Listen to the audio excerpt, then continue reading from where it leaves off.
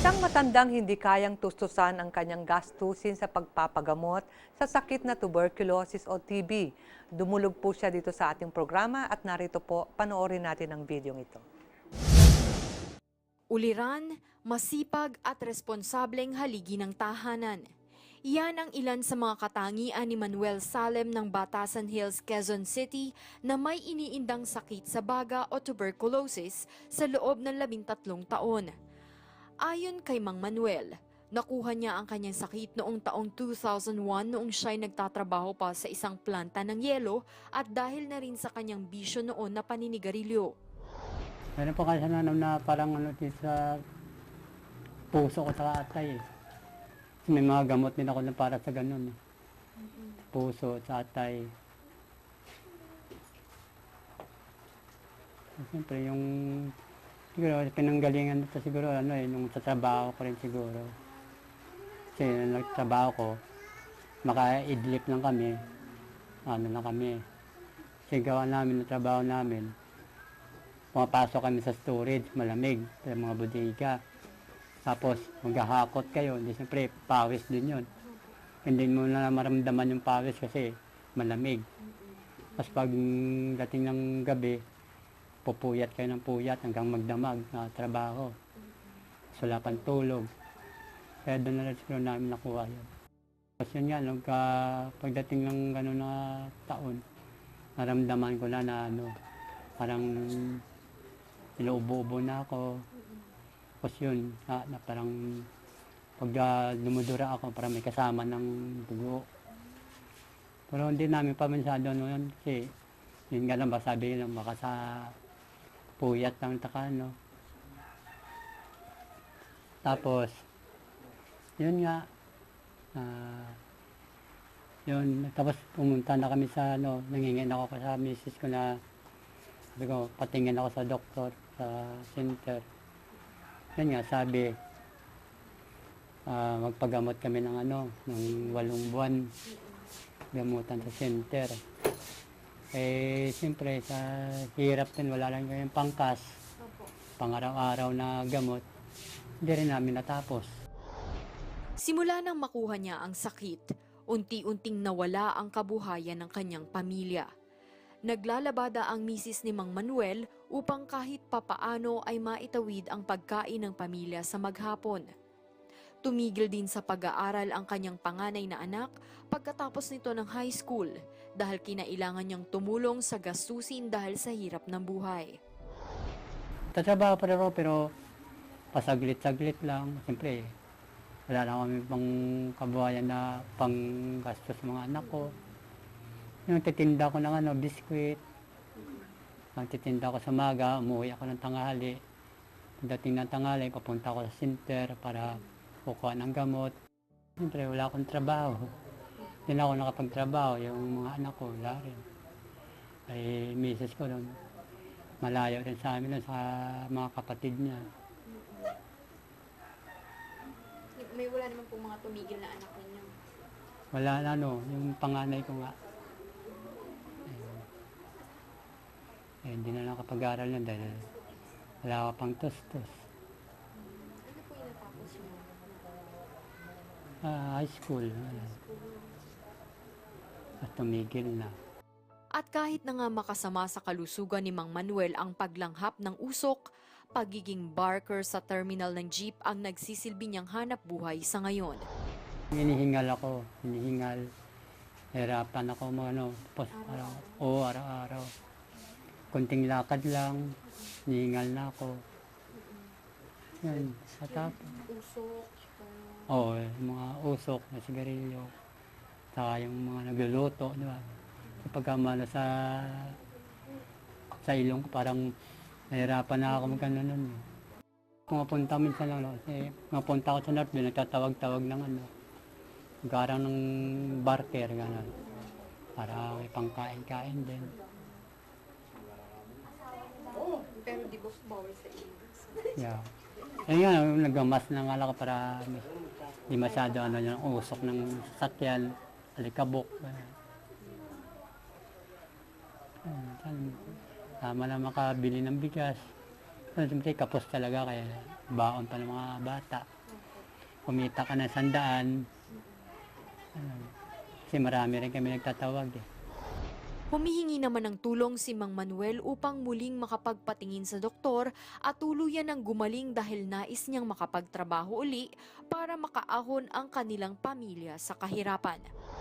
Hingi po sana ako ng tulong na para may pang-check up ako, pa-x-ray para malaman ko kung okay na yung katawan ko na makapagtrabaho, kahit na mag-aan na trabaho para di masyado ng katawan ko.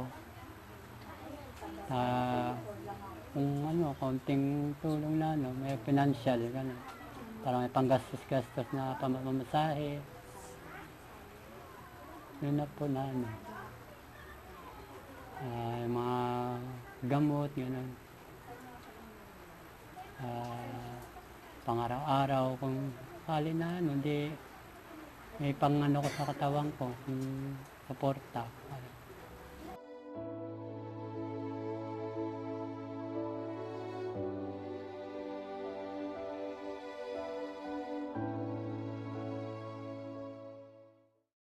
Well, Twinkle, yan po isa lamang po sa mga dumulog na kababayan natin sa Ahon Pamilyang Lansangan Foundation na pinumunuan ng ating kasama si Benny Antiporda.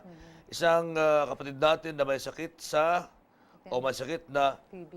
tuberculosis. Pero di ba, Twinkle, madali nang gamutin niya ngayon? Oo, 6 na buwan, nagamutan na lang yan. Basta clean living ka at sumunod ka lang doon sa mga gamot na bibigyan ng doktor. Oo. Na walang tigil ha, na 6 months ka, galing ka dyan. At siyempre, kahit na sabihin na natin medyo madali nang gamutin yan, itong pamilyang ito talagang kapos na kapos. Kaya sila po ay dumulog sa ating kasama si Benny Antiporda sa kanyang foundation. Ang Ahon Pamilyang Lansangan Foundation na initially, Twinkle, ang mga tinutulungan nito ay yung may mga sakit sa atay Oo, ng yung mga mga bata. bata. Yun, oo. Pero this time, isang mama naman na may sakit sa tuberculosis. Para po sa mga kababayan natin na may ginito ang puso na handang tumulong kagaya sa mga kasong ito, maaari lamang po na magdeposito sa Ahon Pamilyang Lansangan Foundation Incorporated, East West Bank, account number 6902008428. At again, maraming salamat po sa inyong pagtulong sa mga kababayan po natin na humihingi ng alalay sa ating kasama si Benny Antiporda.